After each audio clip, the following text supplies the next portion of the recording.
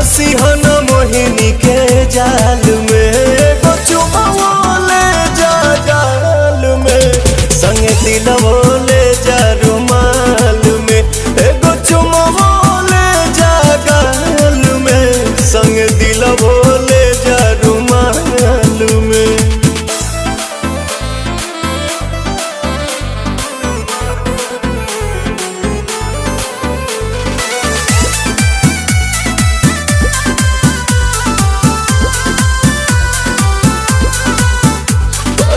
चरा प हमरा तू सायन पिया, कोनो दोसरा प मर बनलायन पिया।